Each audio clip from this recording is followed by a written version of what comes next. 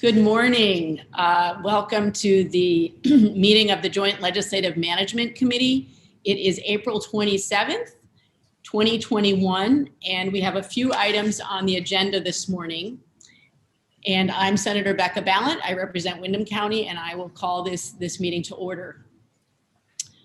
This morning, our first item on the agenda is to discuss the legislative space study that we had asked for from Freeman, French and Freeman, who has done some space studies and reviews for us in the past. And so if you recall, this committee in conjunction with Joint Fiscal Office asked for Freeman, French and Freeman to look at our space needs going forward as we are coming out of, hopefully, knock on wood, coming out of the pandemic in some form. I think it's clear from all of our thinking about the past year and how the speaker and I were actually initially, the previous speaker and I preparing to perhaps be in the State House for this session. And then it became clear as we saw another surge in cases that was not going to be the case. But we find ourselves at a similar place now, looking ahead to the summer, the fall, and the winter, and figuring out, does the space that we have meet our needs? How do we need to be thinking, reconfiguring the space in the future to meet the needs for what may be an ongoing pandemic in some form? So I'm going to, at this point, I think, turn it directly over to either Jesse or Jane to discuss the space study sort of at a high level, maybe some of the main themes. Hopefully you all had a chance to look at it, but if not, certainly you can review it as we talk here. And the first chunk of this, the first half of this meeting is really talking about any recommendations that came out of that. And at this point, I will turn it over to the team at Freeman, French and Freeman. Sure, Thank you for your work. Thanks, Senator. I could do a page turner if you turn the screen over, or however you'd like to do this. There is about 50 pages to it, so there's some components you might want to be aware of.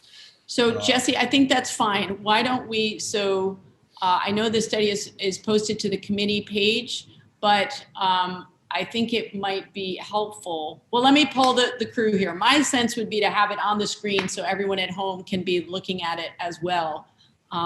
Does anyone have a problem with that? Not seeing any.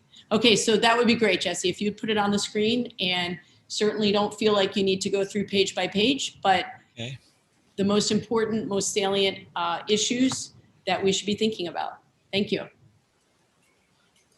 Can you see my screen? Not yet. Let's see. Okay, sure. There we go. All right. Let me get it a little larger here. I'm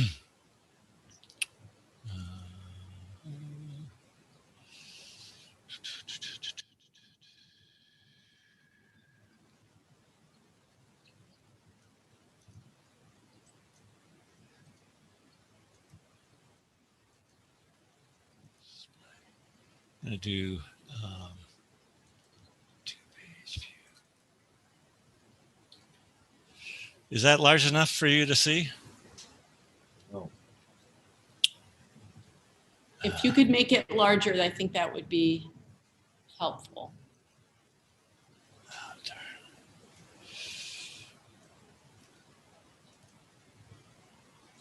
Join the meeting. Jesse, if you would like, this is Mike Front, committee assistant. I could share it on my screen nice and large, and then you can dictate to me, scroll up, scroll down, go to this page, go to that page, if it's easier for you. Okay, can you see it large now?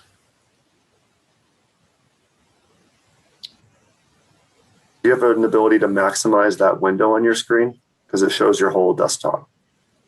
There you are. So you have it now? We do. All right. So just the table of contents. We do have an executive summary, which I think I'll come back to at the end after we go through the different sections. But our study took place over the last 4 or 5 weeks.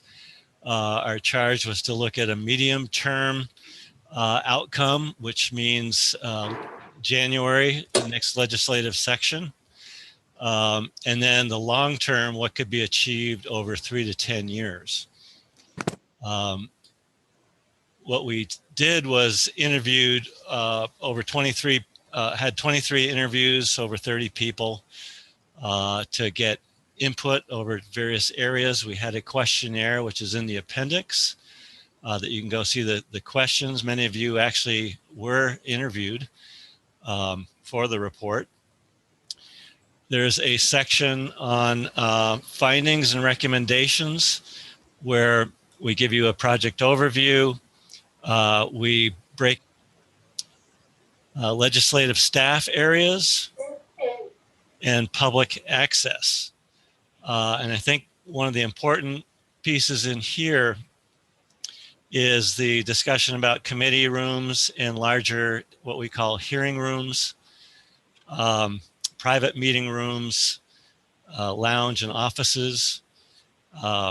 In the legislative staff section, section B, we go into staff locations and recommendations. So for each occupant of the State House, we give you where they are now, is like accessibility and ADA, public access to different areas. These are all responding to issue areas that our interviewees brought up, so that we are highlighting some of these technology, ancillary spaces, cafeteria, coat room, health, safety, and security. This is a pretty deep section. Research and development. Items like the HVAC systems, security issues, and code issues. There have been prior studies by others on the longer term area, which is what we're calling a master plan, which is what can you accomplish in 3 to 10 years. You can only accomplish so many items before the next legislative session. So anything of real substantial nature is going to take that long-term approach of 3 to 10 years. Senator Balint, can I interrupt for a second? Yes, Representative Ansel. I can't read this on the screen, so I'm trying to follow on if you'd call out the page number as you're going through this, because I'm following on a different place. Sure, we're on page 19, physical changes to the building.